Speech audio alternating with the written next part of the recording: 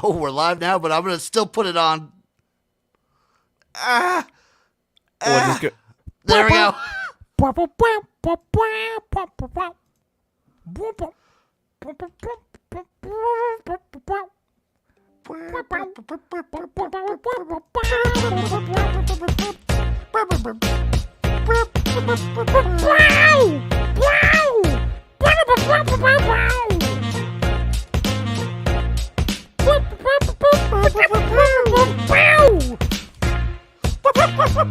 We are live. I had the audio from the YouTube going on in like my ears, so I was hearing double of all your pows and my pows and the music's pows. And it was giving me an aneurysm. That was a lot to handle there. But a lot going on. We were not prepared. No, but we did make that sweet, sweet jazz. Are you aware of the music known as jazz? Sorry, I'm trying to get the link out. Oh, this is usually when you're like, whenever we're doing the countdown and stuff, and you're doing all those things. Exactly. Countdown today. We're so fucking hype. I can't contain it, man. XFL is here. We're gonna be picking XFL games. We'll get to those. We will get to those, everybody. So just be patient. I told Ride you along if you this journey with us. I told you if you startled me that I didn't know how I would react, and I guess when it's fight or flight, I just curl into a ball and take it. I'll note that for when we go to Vegas next week. That's right. If I get into a fight on Fremont Street, my move, Jim, so you know it's about to pop off, is I go limp and I say to the person, I know you're my friend and you're not going to hurt me. I know you're my friend and you're not going to hurt me. Should we do a live Picks Porch from Vegas? Of course. I think so. 100%.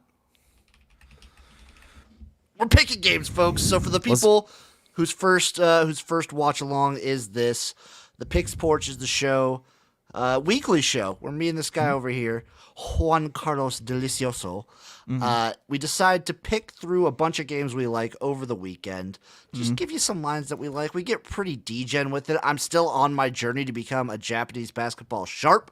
So I'd say more than half of my pre-XFL picks are Japanese basketball today. I have 9 total picks. All right, well, I got some things that are getting ready to start, so let me just jump in real quick. Air Force taking on Wyoming in basketball. Give me Air Force on the money line, plus 200. The scrappiest little team west of the Mississippi is in Colorado Springs, Colorado, my friends. I love taking Air Force so much. Dude, they're spread coverers, but I think they're going to win. I think they're going to get all the way up on a really bad Wyoming team. Okay, you know what? I'm going to double up on that. I'll bet the spread and the money line. That's what I'm talking about. Right now. I'm doing it right now for the people. Okay, my first pick. I'm going to hockey. I'm going to take the Predators money line tomorrow versus the terrible, terrible Florida Panthers. Okay, another game. It tips off tonight. That's why you watch live. New Mexico taking on San Jose State. Damn it, I love the Mountain West in all sports, Jim. But give me New Mexico plus 1.5 versus San Jose State. I think the Mountain West, we should just dub that as our conference.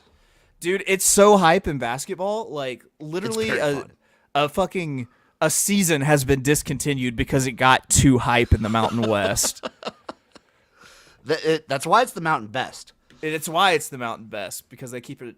It's like the series Blue Mountain State is Mountain West basketball.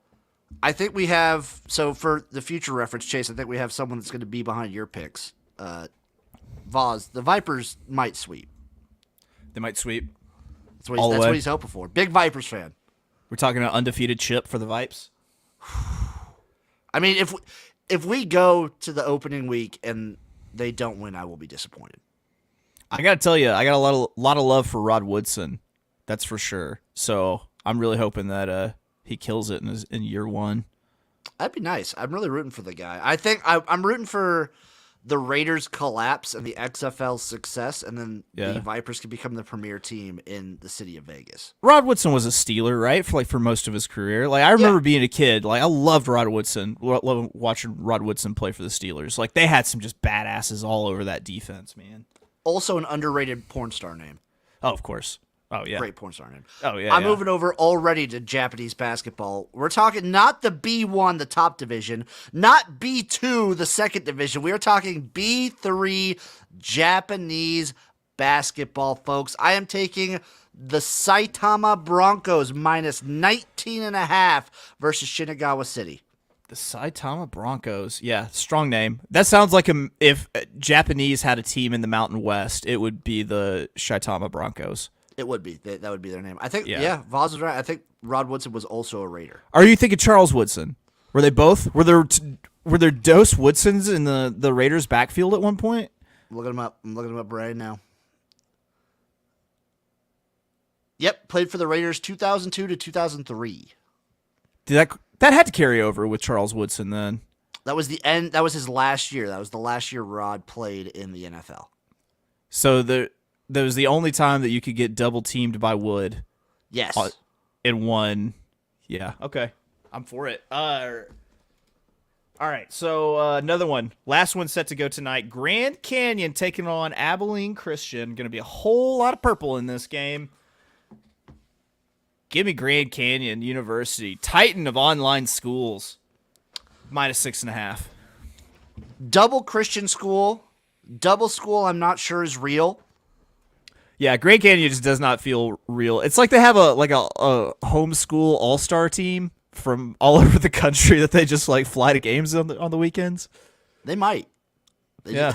They probably have the money. Those weird startup Christian schools like Liberty has just a weird amount of money. Well, Liberty's tied to like the biggest names in evangelical Christendom, I guess. I don't know. I think Grand Canyon might be a drug front. That feels like it. Yeah. It might be a drug front. Next pick. Los Zetas Grand Canyons. I'm taking the Tri-Hoop Okayama minus 14.5 versus the Shonen United. All right. My if you want to hear my strategy in these low leagues of Japanese basketball, I look for heavy favorites. So NBA All-Star Game. I think all All-Star games are dumb to bet. So I only have 2. Team LeBron minus 2.5 versus Team Giannis. You know why? Team Giannis sprained his wrist last night. Like he can't be playing, right? Well, it is the All-Star game. That's true. They could try to show out though. I don't know. You could go out there because like no one's going to be fouling. I took Team LeBron minus 1. Even if he's playing, he's only going to have half a wrist, and they're only going to be half trying. So he's only going to have a quarter of a wrist by that math. Yeah, I think so. I think that checks out. Or is it an eighth? At what point does he become Cherokee? So half of a wrist. Yeah. When's the All-Star game? Sunday. And he fucked up his wrist what day? Yesterday? So Thursday. Yeah. So Friday he's at a half. Uh-huh. Saturday he's at a quarter. Yeah, eighth of a wrist. He'll have an eighth of a wrist. Okay. Eighth of a wrist. And then I'll go ahead and say and I just took Team LeBron and all that juice on the money line, minus 140. I dig it. I like that play. I also feel like the league's not going to let LeBron lose this year. I don't know. I just have Yes. That was a big thing, was narrative. Yeah. Just got the scoring title. They're all behind him. I think they're not going to let him lose. Still with Japanese basketball for me, I am taking the Kagawa 5 Arrows versus the Yamagata Wyverns. Money line. I'm taking the 5 Arrows money line plus 115 for that. Oh, Jim, what do we love when it comes to hockey? You love the number 6.5. Love magic numbers. Yep. So let's go with the Predators and the Panthers under 6.5 minus 110. Whew. Shout out Voz. He just heard the XFL 2020 theme on a commercial. I don't know if I could contain myself. I would just go rabid right there. Dope. It's pretty dope. That is dope. It's a great theme. Sticking with Japanese basketball still. I'm taking the Koshigaya Alphas minus 7.5 versus the Rising Zephyr Fukuoka. NBA, can we workshop a couple of these team names? For sure, man. All right. Islanders and Bruins. Number's 5.5, Jim. Taking that over. We're going over. All Going day. over minus 105. I'm done with Japanese basketball. I'm moving over to esports. We're getting nerdy. 100 Thieves tomorrow. Moneyline minus 165 versus the Golden Guardians. League of Legends. LCS, baby. Okay. I'm going to tell you something, Jim, and I don't want you to take it too personally. It's whenever you start saying words in Japanese and the names of esports teams, I go to another place. I figure, you get like a blank stare. You kind of glaze over. It makes sense. I'm like, let's do that League of Legos. All right. Damn right. Devils and Penguins. Total 6.5. What are we doing, Jim? Taking that under. Give me the under.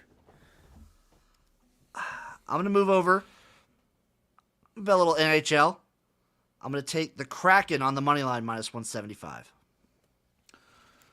We got the probably the most storied showdown of teams in the NHL. We got the Habs and the Leafs. Total 6.5. What are we doing? We're going under. We're tombstoning the fun out of that hockey game. Minus 110. Unders taker. Under. Boom. Chris is asking, where can I bet League of Legends? Most offshore books will let you bet esports. Yeah, you can bet League of Legos there. Bovada, Bet Online, Heritage, I believe you can even find it. Bet 365 will have it. You can find lots of offshores. You should do some research into Heritage and make sure that you're not giving your money to white supremacists. That feels like a very white supremacist book name. Well, I feel like if it's a white supremacist book name, their background and logo wouldn't be blacker than the blackest black. That's a good counterpoint. Unless they're trying to throw people off the scent. That's another good counterpoint to your counterpoint. Now I've got myself confused. Yeah, okay. Moving over, I'm going to UFC tomorrow night, fight night. I'm doing a little parlay, a little heavy favorite parlay. I'm taking Fletcher, Silva, Lins, and Carpenter, all just straight money line, just straight up to win. All right, Caps and Canes, totals 5.5. Let me overtake here. Give me the over, minus 115. I like that. My last non-XFL play, it's because you got me into it, taking Harvick to win the Daytona 500 this Sunday. Woo! Okay. 25-1. Let me rattle off a few here since you're on the XFL, because I want to be on the XFL when you're on the XFL. So, going back to NBA All-Star Weekend, the 3-point contest winner, give me Jason Tatum plus 575. Like, every time I've seen him play recently, he's just looked so locked in. So, I think he's going to win the 3-point contest. I like that. Now, let's move to women's soccer. The She Believes Cup, USA versus Japan. I'm sorry. That's a dumb name for an event. Yeah, I feel like everyone should be sent home with like free samples of She Believes deodorant. Like even though it might not be a brand, they should go ahead and make it a brand because it sounds like a brand. The She Believes tournament sponsored by Bath and Body Works. Yes. And everyone should go home with their own raspberry stick of deodorant. All right. I got USA money line there, minus 160. Yeah, it's juicy. Yeah. Check out Mary. She Believes Cup. Is that a bra? It could be. That's well actually that's better than deodorant. They should send everyone home with a bralette from She Believes Cup. All right, moving on. The WTA in Doha, Swiatek and Pegula. I'm going first set over 8.5 games. Plus 145. Nice. Daytona 500. I had a very scientific method. And I got a tip on another person. So here we go. Chase Elliott 12-1. I have no idea why you're picking that. Chase Briscoe 30-1. And Corey LaJoie 80-1. Rod Gomez and Cody Zeeb were talking. From the NASCAR Gambling Podcast, we're talking up Corey LaJoie. So I don't know. I don't want that to be me stealing their pick. I just I don't know what else to say. Yeah, I just like it. Also, I thought you were going to say your research for the Daytona was just going to be having like a whole can of dip. It was actually me eating shredded cheese like it was dip, just holding a big like chaw of sharp cheddar just down. That works. I think that counts. Between the cheek and gum. All right. Then okay. How do we handicap darts? I mean, it's the most British sounding name. You take the most every time. British sounding name. Chris Dobie versus Michael Gerwin. Can I bet to draw? That's pretty. I can't, so I'm passing. I'm kidding. I'm taking Dobie plus 220. All right. Gerwin's usually your boy. That's a different Gerwin because I'm also taking, and I might parlay them together, Gerwin Price versus Vanderberg minus 180. You beat one Gerwin, you ride another Gerwin. I love that. We're riding the more sound Gerwin. The one that's gotten us here. All right, and that's it. I'm on to my XFL. I cede to you, good sir. Which I know you're so means excited. I'm so excited right now. Can you smell what the XFL is cooking? That's fucking right, baby. It's XFL time. It is literally less than 24 hours away. We've got picks. I've got... God damn, dude. I told you not to startle me. My God. I have done nothing at work for the past week in preparation for this, in hype for the league. We DM a lot. I'm not surprised by that statement. There's a lot going on right now. So I picked, if you guys tuned in earlier in the week, me and Uncle Rico were handicapping the games in Spring Fever this Wednesday. The lines have changed. The stuff has moved. So I have to reevaluate all my picks. So I'm going in blind right now with my buddy Chase. So game number 1, Vegas Vipers, Arlington Renegades. Renegades minus 3.5, over under 36.5. Plus 140 on the money line for the Vipers. At 3.5, I like the Vipers. I went Vipers. That hook is selling me. I went Vipers plus 3.5. I did go Vipers plus 3.5 here. Okay, here's my thing, right? This is what everyone keeps saying, is that Arlington is going to have the home field advantage all year because everyone is playing out of the hub of Arlington. They're like flying together to the games. Here's the deal, though. Because they're going elsewhere to play the games, I don't think that's really going to work in Arlington's favor. I think it's the opposite, actually. I think so. I think you're right. I do think it's the opposite. So I am going... I think people are playing a little bit too much into this. I know it's Bob Stoops. I understand that he was looking good in the XFL previously, but it doesn't mean he was looking good in the XFL with the same set of players. So I think that the Renegades are getting played a little too heavy, and this line movement I love. So definitely give me the plus 3.5. I took the Renegades minus 2. I like the Vipers plus the 3.5. I think 3 is kind of my magic number for the game. Voz, yes, I did do the XFL pick'em because the XFL has an app now, so that now you can do like the Prize Picks sort of pick'em thing. You pick they do some dumb stat. You pick over under for each game. It's pretty fun, pretty cool. Man, the Renegades for me, the selling point is they have a really good offensive line. They have a strong running game, and it's not just Bob Stoops. It's the Hayes brothers that also were in the XFL in 2020. I mean, sure, but I mean, it took him like at least a game to get rolling in the old XFL too, right? It took both of them to get the Renegades. They were undefeated on the road, but they lost, I think, every home game. Right. So there's a lot unknown. I do, especially like weeks 1 and 2. I do like the angle of taking the guys who played previously because a lot of the rules have remained, so they know like. They're a little bit more sound on the rules and what's what. Yeah. Nobody knows anything week 1. Right. I don't know. Based on the primary draft without the supplemental data, I believe I had it as maybe like Arlington, St. Louis, and Seattle as like my top 3. I think so. I think I remember you telling me about that. Yeah. So I do think that Arlington's going to be one of the best teams. I just feel like I feel like any number is just way too big and because if it's closer than if it's more than like a field goal, then you're saying that one team probably like understood playing in the rules of the new league and everything extremely well and one team like just gelled with being in this new like unique space. I don't think that both teams. I don't think that they do it. I think that's for me. 3 is the magic number.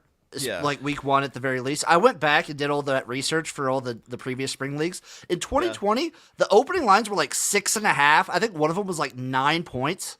Yeah, they learned their lesson from opening week USFL totals too, because those totals were like in the 50s, and we spanked those totals for weeks, destroyed them. But I think even since then, gambling has become even more of a big deal. So the books are getting sharp. People, I like the Vipers plus 3.5. I also like the under 36.5.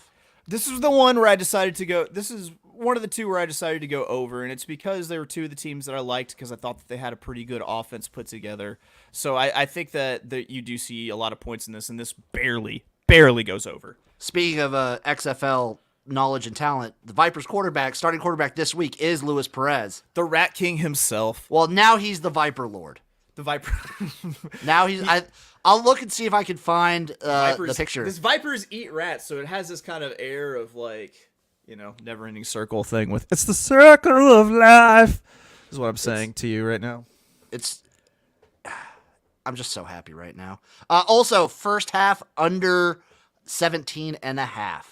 Yep, didn't have those available to me, so I will take your word for it. I believe you're doing all of those. I co-sign every first half under that you're on. Yeah, I'm doing every single first half under. I don't give a shit. I was talking with Eric. The number I said that it would take for me to bet an over in a first half was going to be like 8. Right. Like, I do not care. Up next, we have the Orlando Guardians versus the Houston Roughnecks. The Roughnecks are minus 3.5, over under of 35.5, tied for the lowest total. Plus 135 on the money line for the Guardians. Yeah, I went Roughnecks. Roughnecks minus 3.5, and then I leaned into the classic under here. Yep, I'm on the under. I got the Roughnecks at 2. I like him at 3.5. I don't care. My handicap for this. We saw it in the USFL. I cannot abide any team decide to trot out Paxton Lynch. Yeah, dude. Yeah, I've never seen him do anything but fail since he left Memphis. Also, here's my Viper Lord. That's gonna be rough. Oh my lord. Oh my god, what did I say? Well, I guess I didn't say anything about sexually arousing me, just startling me. My god, look at that man. Yeah, he's strong. Expert bowler, the Viper King, or whatever. I also like the under in this game, 35.5. It's a low total, but I like it. Especially, like, the Roughnecks aren't trotting out the quarterback that, I don't know about you, but I expected to start. It doesn't look like it's going to be Cole McDonald. Who's going to be? Oh, Plitt? It's Plitt, yeah, I think. Yeah. I don't know what to make of Plitt. I really don't know a whole lot about him, No, sorry. No. It's Silvers. It's Brandon Silvers. Okay. All right. Also played the XFL in 2020 for the Seattle Dragons. Against all logic, this is just a pro Wade Phillips bet for myself. Also fair, and I'm still going with it. Previous 2020 experience, the offensive coordinator for the Roughnecks this year was the OC for the Roughnecks in 2020. Okay. So, like, they had I guess it was June Jones' offense, but this guy runs a similar style offense. Okay. First half under 17. Okay. Up next, St. Louis Battlehawks, San Antonio Brahmas. The Battlehawks are on the road, minus 2.5, over under of 36, plus 120 on the money line for the Brahmas. Still sucks that the Battlehawks have like 3 away games in a row to start the season. It's true, and it could be a pretty hype scenario that they're walking into because, I mean, San Antonio loves their football. I have a feeling they're going to love their Brahmas. So, like, it might be all of a sudden hostile place for Houston to be walking into. For St. Louis to be walking into. I decided to not get cute because I really like this A.J. McCarron offense. But the number was 3.5, and I didn't quite trust it. Yeah. But I do think the Battlehawks win. I paid a lot of juice on the money line to go minus 155 in this game, and then I thought that this was another under type game because I do not see that San Antonio offense putting up any points. No, I don't see them putting up very many points at all. And I like both these defenses. Like, I actually like San Antonio's defense quite a bit. That the under here might be the smash bet of the XFL card.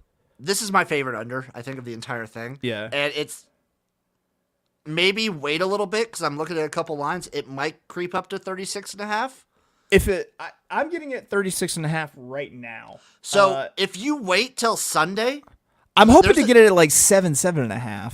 Yeah, I was gonna say if you wait till Sunday, you might be at 37. Yeah, that's what I'm hoping to get. That feels pretty good. And if it does, that's like a multi-unit smash bet for sure. First half under 17.5. Yep. So that's co-signed. Lockstep on that one.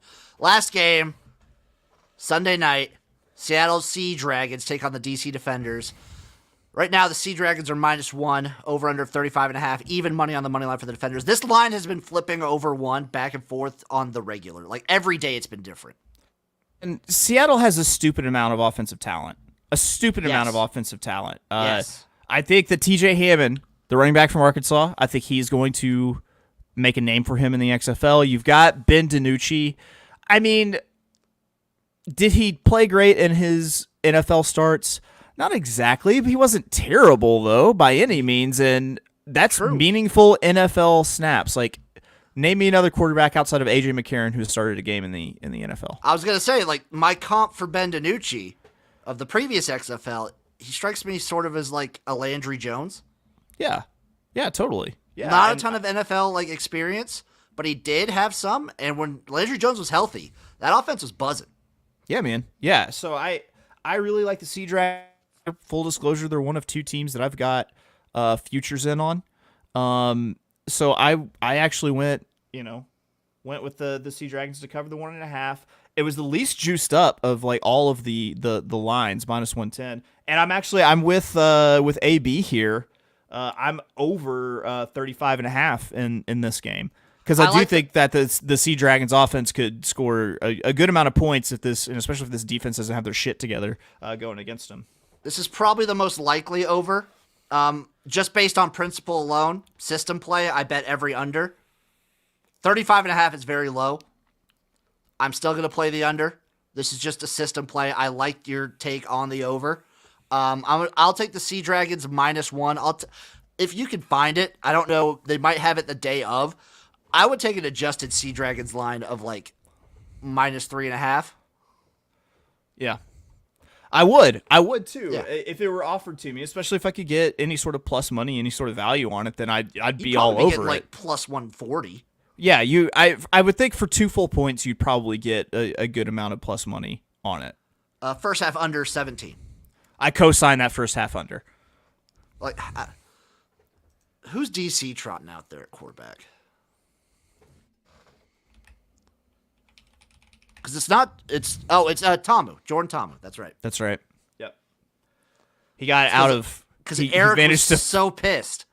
He managed to flee from Todd Haley, and the Memphis Showboats, and so USFL. Okay, here's AB's take. Josh Gordon's the best receiver in the league. Tamu's the best passer and rusher in the USFL. Abram Smith, great running back. He's really good running back. I would dispute and say that a healthy Kyle Sloter was the best passer in the USFL. Now, if he's saying passer and rusher combination, yeah, that's what he's saying. I'm thinking. I mean, I saw Case Cookus get out there and cook us that took us a few times. I was gonna say, like, I think Case Cookus might have been the best passer. I mean, basically anybody who played quarterback for the Stars has a claim to it. They just got injured way too much. Kyle Sloter, like I'd like to say those interceptions were to be blamed on injury, but I mean at the same time, That's fair. I also like Sloter to me strikes me as a lot like Cole McDonald, where those two guys have never seen a pass they don't think they can make. Right. So they'll just throw it up in way riskier situations. That's fair. I've got only one parlay. I know you've got 3. I've got 3 parlays. Let's get into them. My first one. So this is my parlay that I took. I took every under, parlayed it, plus 1228. I took every first half under, parlayed it, plus 1228. Okay. I'm going to give you my one parlay. It's just what I feel like is the best play for all 4 of these games. I'm going over 36.5 Vipers Renegades, Houston -3.5, Battlehawks -3.5, Sea Dragons -1.5. I like that. So Plus AB, yes, 13.94. he did have the most passing yards and most touchdowns, but he also had the most interceptions. Yeah, for sure. Jordan Tombu also, like him and Slaughter, were tied for interception. I think Slaughter had to sit like a week or 2. Yeah, he did. So Jordan Tombu's great. Yeah. I came away from the USFL thinking maybe it was the Battlehawks offense that made him look as good as he did. He's very good.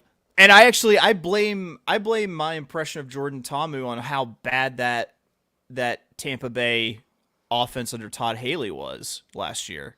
Like, they should have been way better than that. Like, I have zero faith in Todd Haley, so it could be the Todd Haley factor crushing my impression of Jordan. Which Ta'amu. sucks because now they're the Memphis Showboats, and I love that team. Yeah, dude. Do you know how pissed I was when I realized that it was just the Tampa Bay Gamblers and it was fucking Todd Haley? Because I had professed that I would be a Breakers fan until the Showboat showed up.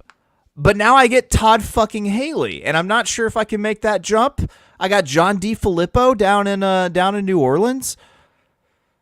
This is tough. I might have to welch on what I said. Wait till after week 1. It's like a true fan. Like a true fan. And my last parlay, I took money line, so I'm taking the Renegades money line, I'm taking the Roughnecks money line, I am taking the Battlehawks money line, and I'm taking the Sea Dragons money line. Right now, it's plus 720. I think when I got it earlier, the Dragons were still an underdog, so I got it at plus 973. Okay. That's my last pick. I'm just so happy that XFL's here. Do you want to do futures real quick? Go through the futures? Yeah, give me the prices you're seeing. I'll tell you what I got on that. Okay. XFL futures, we'll just start at the top. Battlehawks plus 350. I mean, they're coming in with probably more hype than any team. I don't like that number. Eric was talking about, if you like the Battlehawks future, if you like them to like make the championship game, wait. Because they do play 3 away games in a row. Yeah.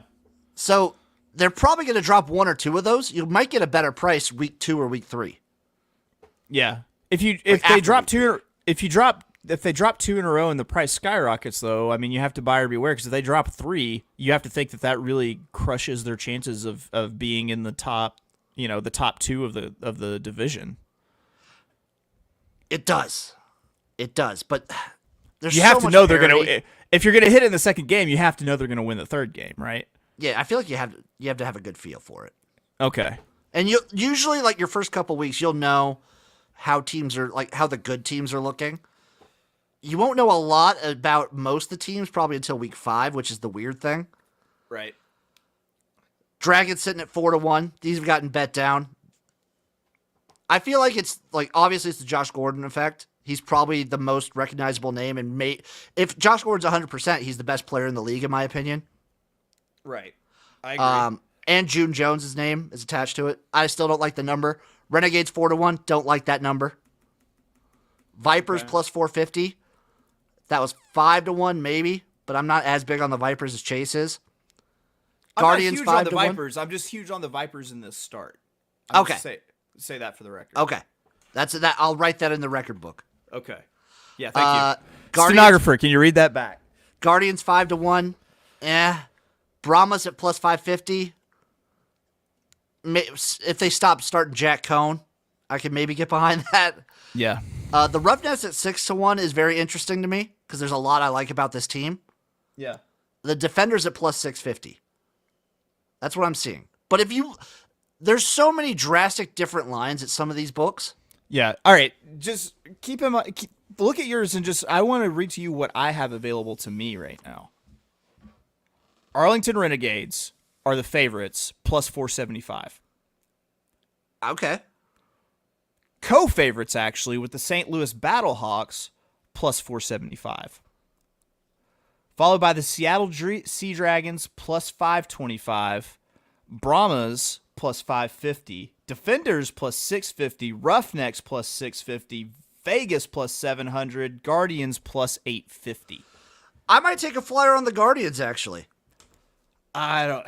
I feel like they got it right with the top three, and I mean I already feel good because I'm looking at me having them locked, like Seattle locked in at plus 550. It's moved to 525 now. I've got the Battlehawks locked in at 500. It's moved down 25 to 475. So I mean, love both those plays.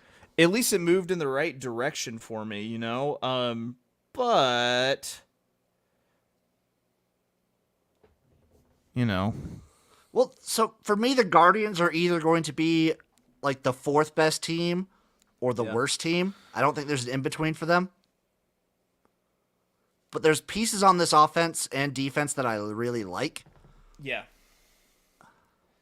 I don't know. I know who they drafted. The thing is, like, I'm not sure exactly who everyone who made it out of camp was. I'm not sure what the news out of camp is. That's the sort of thing I rely on you for. And yeah, so I've been going through everything. And so I'm going through with just like what my preconceived notions were after the first round of the draft, and going through with, you know, going to move forward with what I see in week one, because that's going to tell me more about anything that I know right now is everything that I see in week one. So I know AB's taking the Sea Dragons. I can tell. Yeah, for sure, for sure.